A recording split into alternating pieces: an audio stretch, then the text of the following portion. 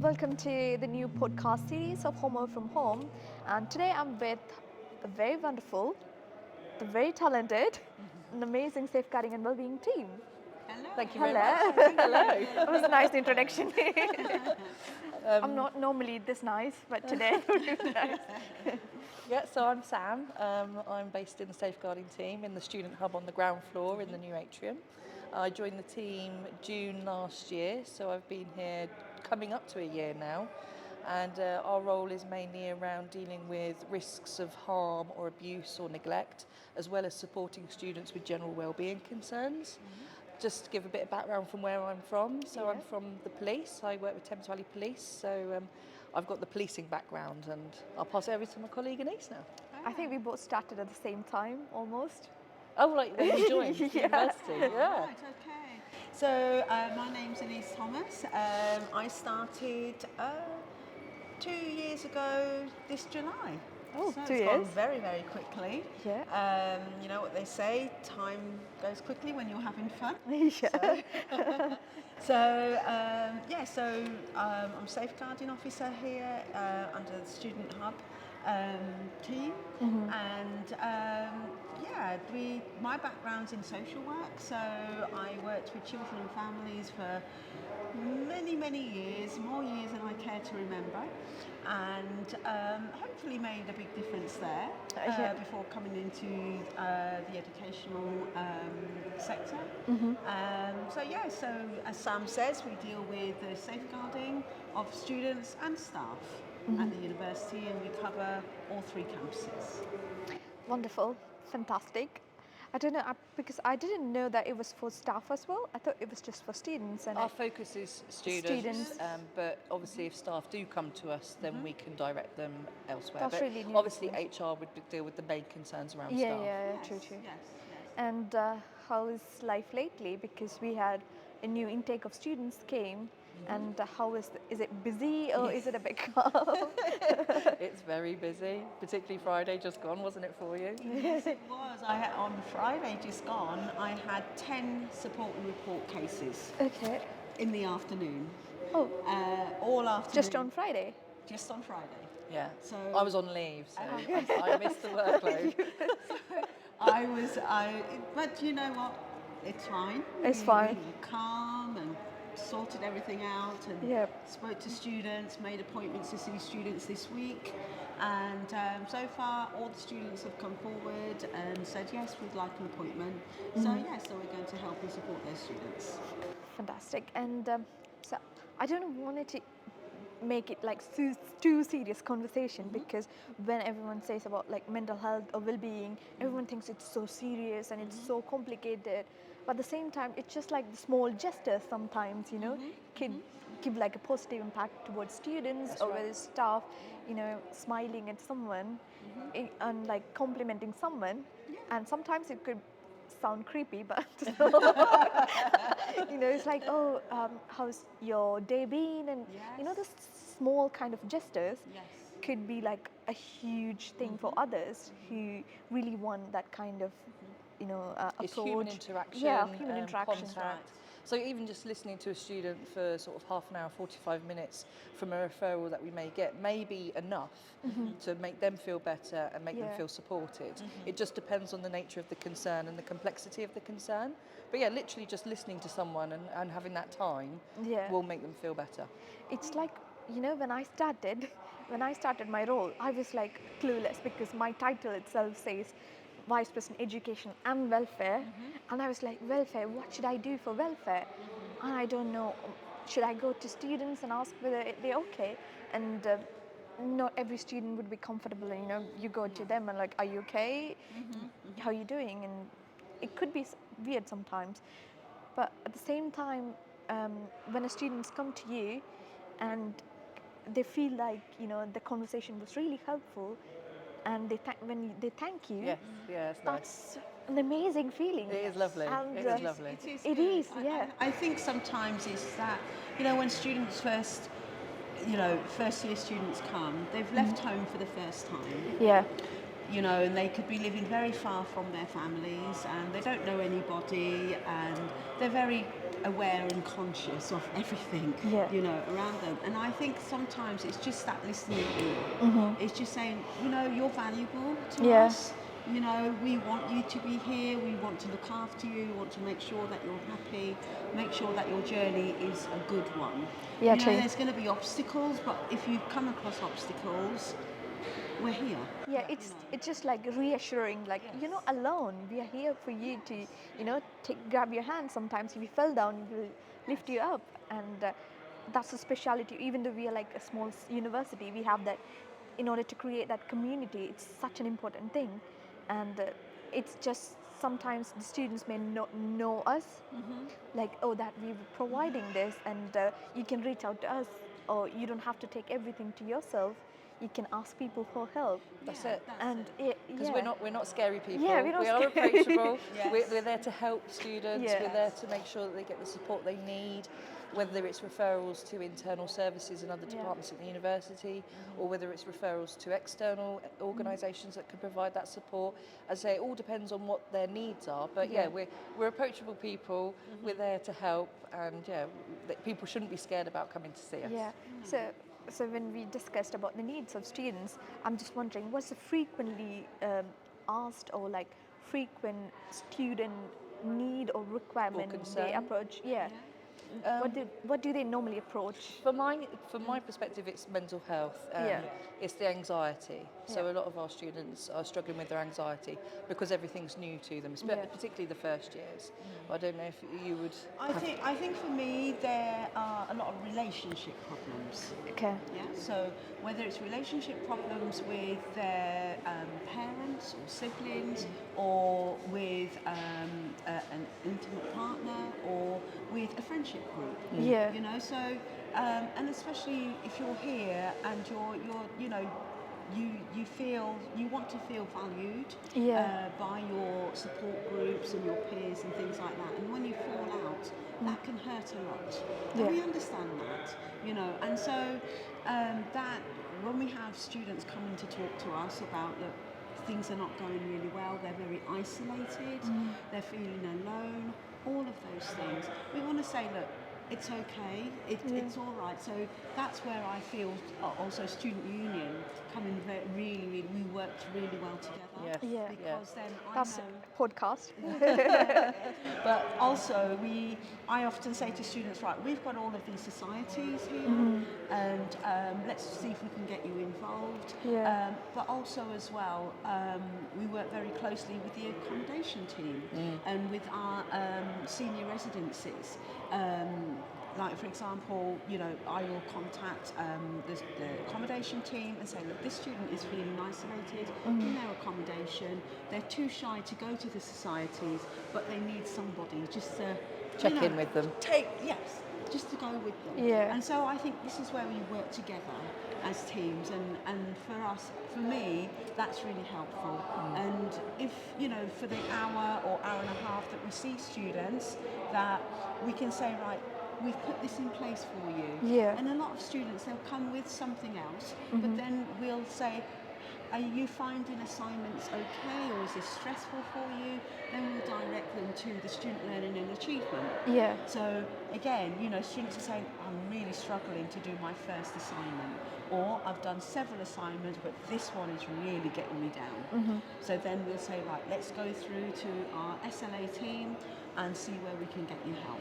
So a student may come to us with one issue, Yes. Yeah. then we try and look at, is it counselling, is it mental health, is it inclusion team, and try and do a joined up approach.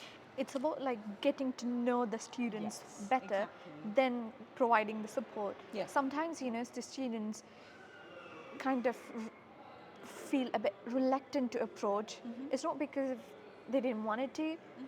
It's a bit because something like being afraid of being judged, or like having a prejudiced mind, like you'll be tagged as someone you're not, and how we can overcome that kind of thoughts from students, or like how it. Well, I think How the does it- podcast is one way to go. Yeah. It's making sure that we're Somewhere from home. identifiable, our faces are known, and knowing where to get that access and who to go to. So obviously we've talked about report and support, so that's a system that the students can use remotely. Then you've got coming into the student hub and approaching our staff at the desk and getting support that way. Just speaking to a lecturer can signpost you to us or to the student hub. It depends on the needs of the individual, but it's just about being brave enough to speak out, because obviously it can be very isolating university and it can be a very scary experience. So it's just being brave to have that conversation and be prepared to speak to people. It may be though that if you're not brave enough, that someone will identify concerns on your behalf, and therefore your peers may refer you into a student into us. So we do get the peer referrals as well from other students. There is a lot of instances where the students themselves don't come forward, and the friends would be like, look, you need support. Yes, and that's it. if I'll help you. You don't have to go in to directly reach out. I can help you. And that's what friends are meant for, and that's why it's so important to have like that community feeling as well. And when we talk about report and support, I think it was the first time I heard about this was during the Union Council. Sam had a presentation, and I was like, oh my God, that's really good. And even if a student is not comfortable like revealing the identity, you can still use that and get help using anonymous reporting. Yeah, it is an option. Yeah, so the report and support system came into this university September 2023, and it's got two options to report. One is anonymous, one is with contact details. Obviously, we would request that if anyone clicks the anonymous button, that yes, you can remain as anonymous as the referrer, but we really need the details of the person is the concerns about. We have faced that challenge, so it'd be nice if you can certainly explain what the concern is and who the concern is about, and then we can approach that person directly, and then obviously the referral would be anonymous. So it's okay to report anonymously, but at the same time please mention who needs that support. Yes, exactly. Otherwise there's no point. Instances like that. Oh, is it? Yes. And we couldn't do anything, but then luckily the person did reach out again, and we were then able to speak to them. Yeah. So you know, if you are concerned about your peer, that you could remain anonymous, but try and give the person you're concerned about their name and, if possible, their ID number if you have it. But if you don't, their name is fine. We'll try and find them. Just as much detail as possible.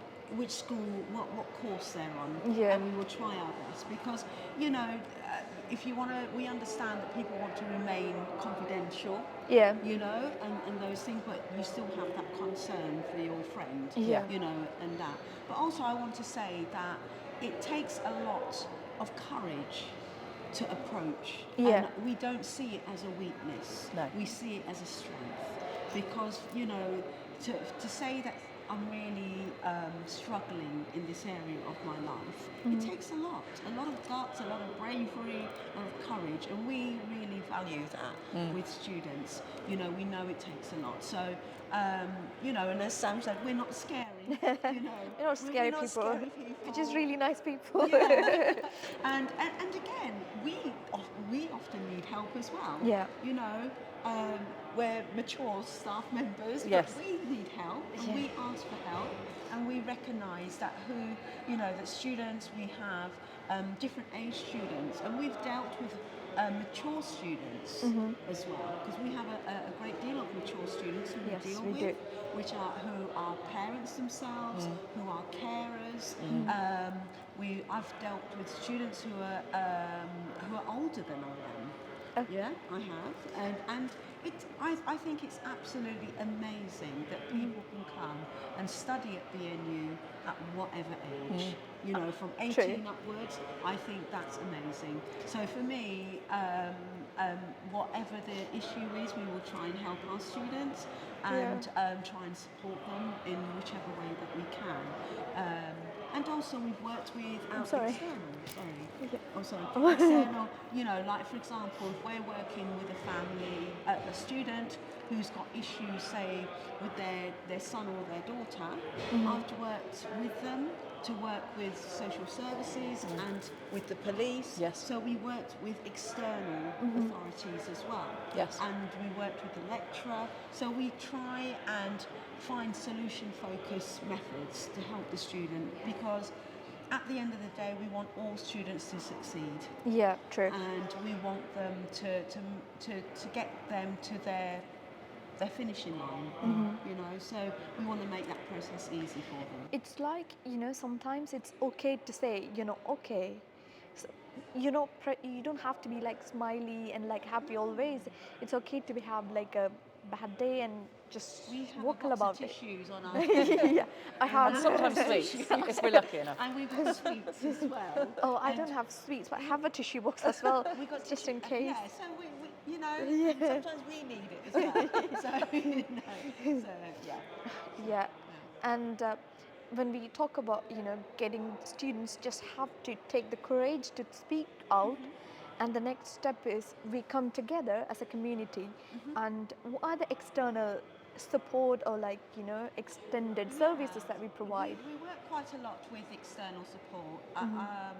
We've dealt with housing associations, Yes. Wickham Homeless, for Yes. example, locally, Yeah. social care, Yeah. police, health services. Bucks Mind, Yeah. we work a lot with, but also as well, I think I think coming from my social work background, I worked a lot with community organisations, and I feel it's very important for students to know that there are people outside of this campus, outside of Aylesbury campus, outside of Uxbridge campus, Yeah. and so, as much opportunity as we can, we want to try and get the community organisations under our roof. So we've had Bucks Mind, Yeah. who we've had different projects. They've come to us. So we had the one-to-one listening service that was really successful for Yeah. our students, and also now we are working with Helping Hand, Buckinghamshire Helping Hand. So they are coming the last Thursday of each month in Aylesbury and in High Wycombe. Okay. So the next one is next week Thursday. Okay. So we have a worker from Helping Hand who sits in the atrium, Okay. and they are there for students who are, if they have any debts, struggling with debts, if they need help with bills, if they're having food struggles, buying food, that person is there to help our students. They also helped our international students. The last time they were here back in February, they helped a few students to help them to signpost them where to get their children into school. Yeah. So, because I had international students who came to me and said, that lady helped me because I didn't know where to approach to get my child into school, and they helped. So, with the cost of living going on, still going on, Yeah, and still- continues to go Still on, going high. that an organisation like Helping Hand is really valuable for our students. Holding things like the Freshers' Fair Yeah. is really good, so students are there to know who's there. And then on the May, I want to say the 6. 2nd? Oh, no, okay. May the 2nd. I think it's May the 2nd. May the 2nd. We have Cooking on a Budget. Who are Cooking, co- interesting. Cooking on a Budget, who are coming Yeah. to do live cooking demonstrations. Did you say May the 2nd? Yeah, I'm May the noting down. I 2nd. love cooking. First, yeah, so I'm sure it's May the 2nd. The poster's going to be going out soon. They're going to be coming on the concourse, and we're going to get the gazebos out there, and they're going to be doing healthy cooking. Oh, healthy a cooking. I'm budget. allergic to healthy foods. For our students, because they are going to be having exam time coming up. So we want that good foods going in to produce the good work at the exam. Yes. So that's and also we're going to have Lucy from our student finance, and also Emily from our wellbeing team. Emily, our previous VPW. That's right, yes. Exactly, that's the same, Emily. And also our student union, who Fantastic. are going to be doing an arts and craft table. Yep. So we're going to be working together on that day outside, come rain or shine. We're going to be there. Fingers And cooking crossed. up Well, yeah, hopefully. everything there. Blue So skies. students will be able to come and see how to cook healthy, and also the community who are walking past from the hospital, the town centre, so they'll be able to benefit from that. I think that's a really nice idea to have like the live cooking. I'm really excited. We thought I'll that'd pop be in. really nice. Yeah. And I was wondering if you mentioned about next week Thursday. Yes. What time is it?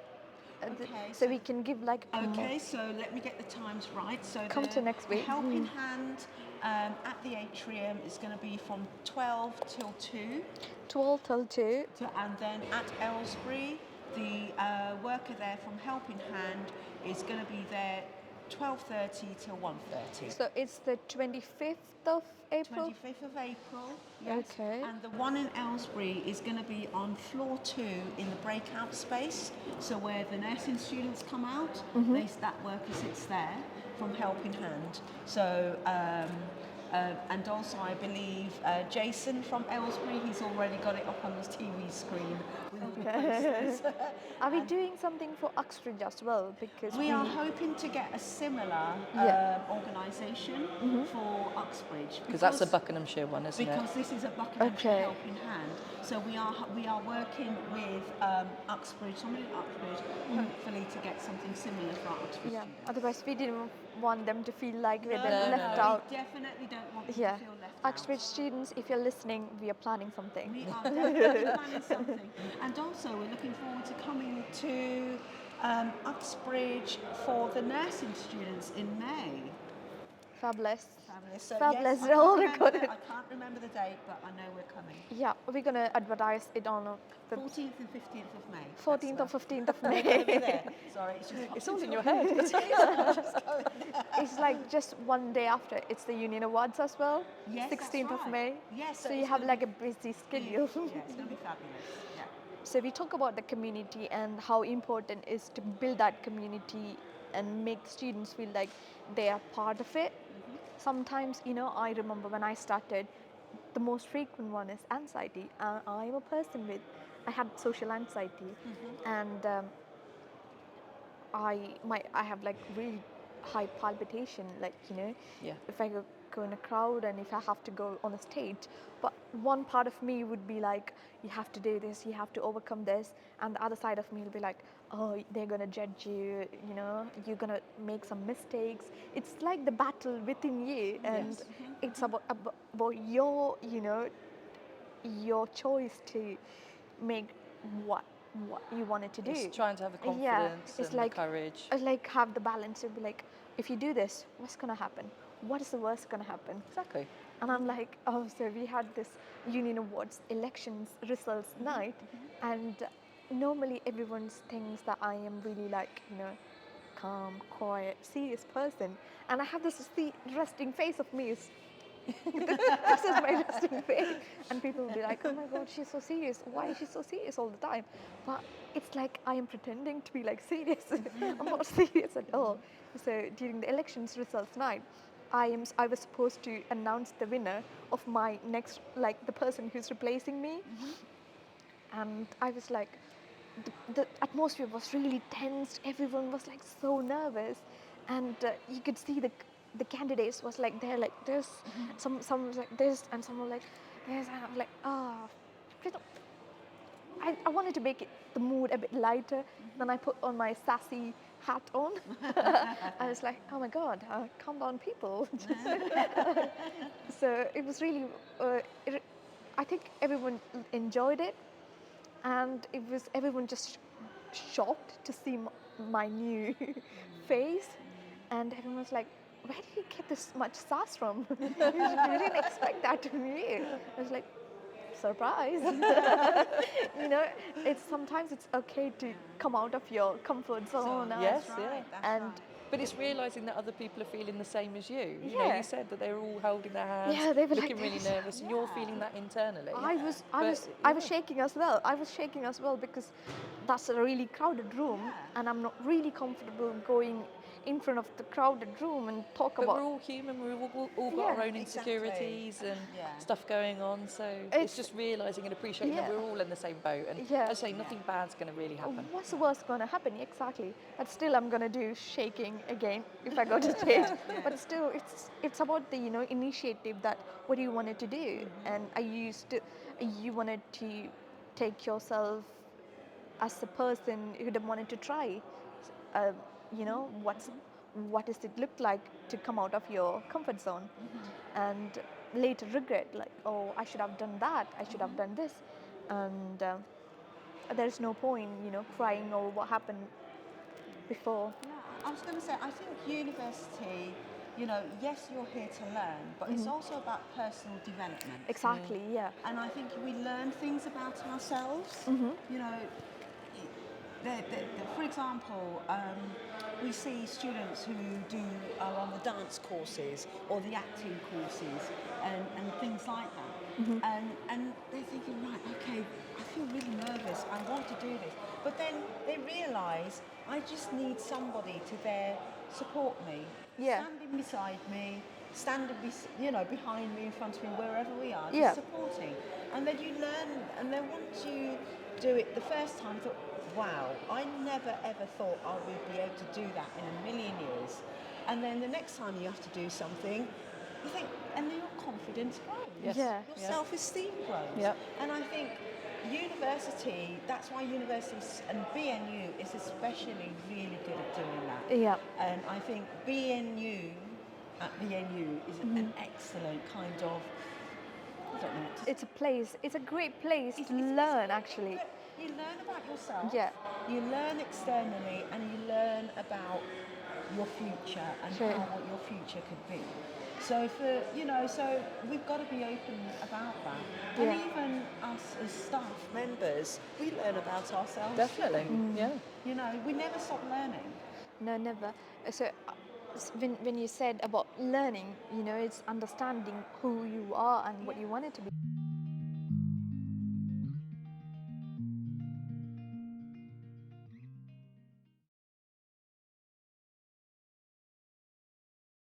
Okay, well, brilliant.